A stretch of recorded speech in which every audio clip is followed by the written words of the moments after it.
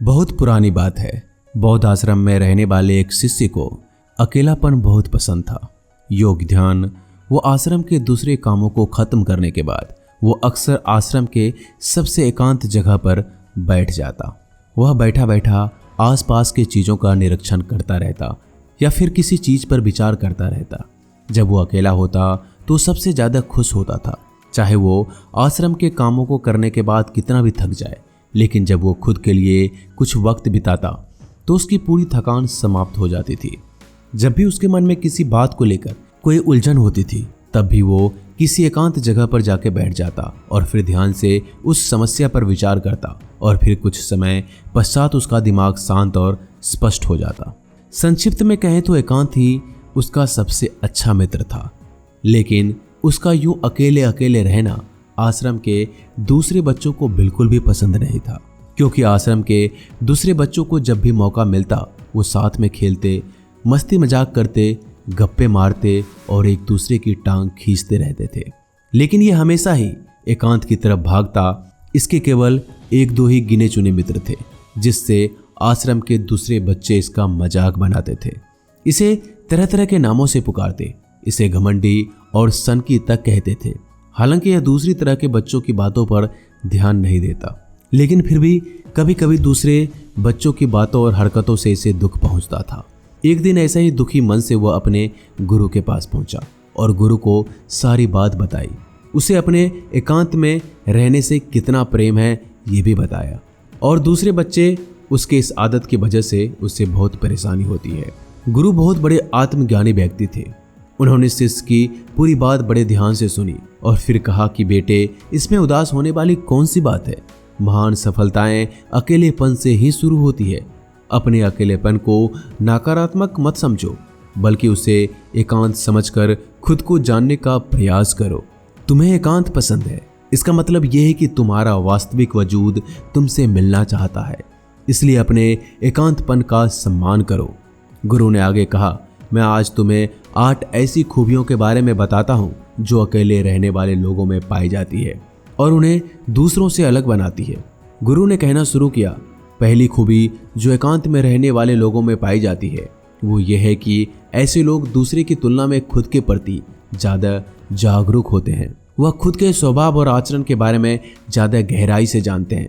ऐसा इसलिए होता है क्योंकि जब हम अकेले रहते हैं तो हमें खुद के बारे में सोचने का काफ़ी समय मिल जाता है, जिससे हम खुद के व्यवहार अच्छे से समझ पाते हैं। एकांत में रहने वाले लोग खुद की कमजोरी और ताकत को भी अच्छे से जान पाते हैं, जिससे वो दूसरे लोगों की तुलना में किसी भी खराब परिस्थिति का सामना बहुत अच्छे से कर सकते हैं।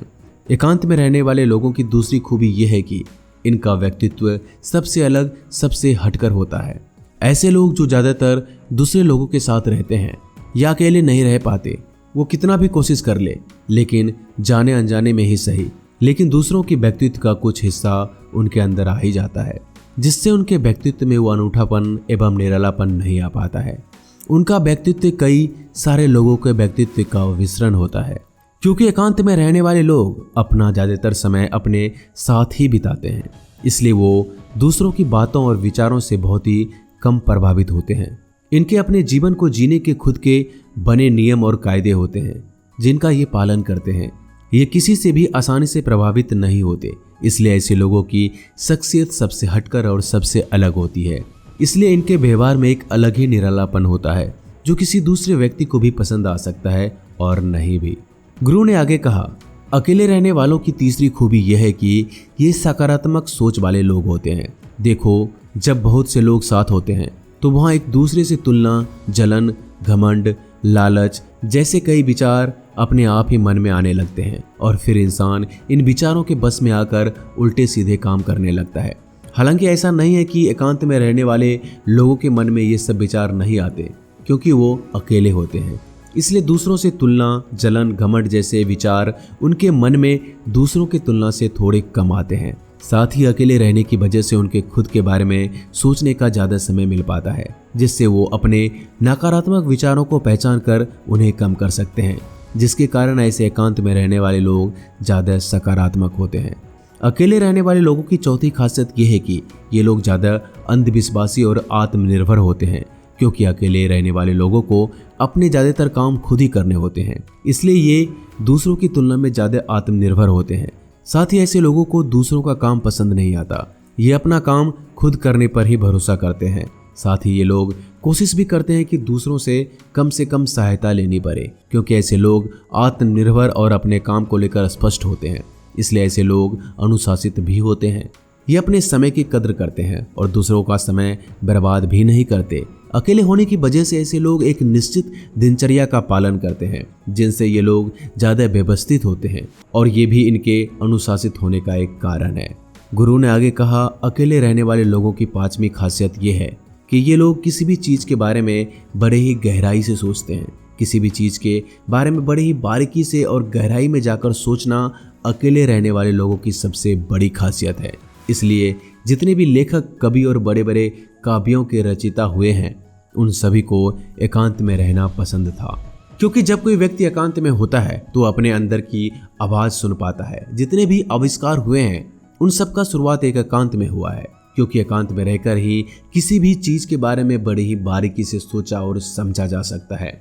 6ठी खासियत, अकेले रहने वाले लोग बहुत ही कलात्मक होते हैं, क्योंकि अकेले रहने वाले व्यक्ति किसी भी चीज़ के बारे में बहुत ही गहराई से सोच सकते हैं। इसलिए ऐसे लोग बहुत कलात्मक होते हैं। साथ ही अकेले रहने की वजह से इनके पास बहुत ही ज़्यादा समय होता है और ये ज़्यादा देर तक अपने काम में ध्यान केंद्रित करने में सक्षम होते हैं, जिस कारण से इन लोगों की जिस भी काम में रुचि होती है, ये लोग उस काम में बहुत आगे जा सकते हैं, क्योंकि इनके आसपास इनके ध्यान को बांटने वाला कोई नहीं होता। इसलिए ये जब तक चाहे अपने काम में खोए रह सकते हैं और यही कारण है कि ऐसे लोग बहुत ही रचनात्मक और कलात्मक होते हैं। दुनिया में जितने भी महान उन्नति करने वाले लोग हैं, उनमें से ज़्यादातर लोग ऐसे हैं जो एकांत में रहना पसंद करते हैं, क्योंकि एकांत ही सृजन का स्रोत है, एकांत में उन्नति है, एकांत में ध्यान है। 7वीं खासियत, अकेले रहने वाले लोगों में दूसरों के साथ रिश्ते बहुत ही गहरे और मजबूत होते हैं। हालांकि अकेले रहने वाले लोग ज़्यादा लोगों से अपने संबंध नहीं बनाते, लेकिन ये जितने भी लोगों से संबंध बनाते हैं सच्चे दिल से बनाते हैं। ऐसे लोगों के बहुत ही कम दोस्त होते हैं, लेकिन जितने भी होते हैं ये उनसे अपनी दोस्ती पूरी ईमानदारी से निभाते हैं। अक्सर लोगों को ये लगता है कि एकांत में रहने वाले लोग बहुत ही कम बात करते हैं, लेकिन उनसे पूछिए जिनसे ये दिल से जुड़े होते हैं कि वो उनसे कितनी बातें करते हैं। ऐसे लोग जिन्हें ये अपना मान लेते हैं, वो उनके सामने अपने पूरे दिल की बात रख देते हैं। अकेले रहने वाले लोग बहुत ही कम लोगों के साथ संबंध तो रखते हैं, लेकिन ज़रूरत पड़ने पर वो अपनी तरफ से पूरी मदद करने के लिए भी तैयार रहते हैं।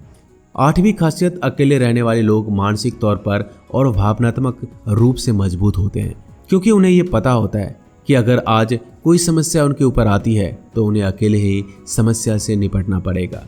ऐसा बार बार करने से उनके अंदर आत्मविश्वास बढ़ता है और आत्मविश्वास एवं आत्मसम्मान के बढ़ने से वो मानसिक और भावनात्मक तौर पर मजबूत होते चले जाते हैं और वो ये मानने लगते हैं कि ऐसी कोई भी समस्या नहीं है जिससे कि वो अपने इच्छा शक्ति के दम पर हरा ना सके, और यही एक सोच उनको दूसरों से अलग बनाती है। इतना कहने के बाद गुरु चुप हो गए तो शिष्य ने कहा, गुरुजी, आपकी सारी बात तो ठीक है, लेकिन ये कब कहा जा सकता है कि अकेलापन एक वरदान है?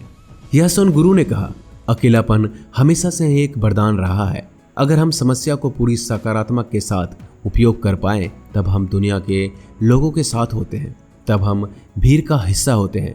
लेकिन जब हम अकेले होते हैं तो हम खुद के साथ होते हैं, और जब हम खुद के साथ होते हैं तभी हम अपने समय का सदुपयोग, खुद का आकलन, खुद के शौक सभी पर ध्यान दे सकते हैं और अपनी कमजोरियों पर भी काबू पा सकते हैं, और ऐसा कह सकते हैं कि सच में अच्छी की राह और इंसानियत का मंजिल पा सकते हैं।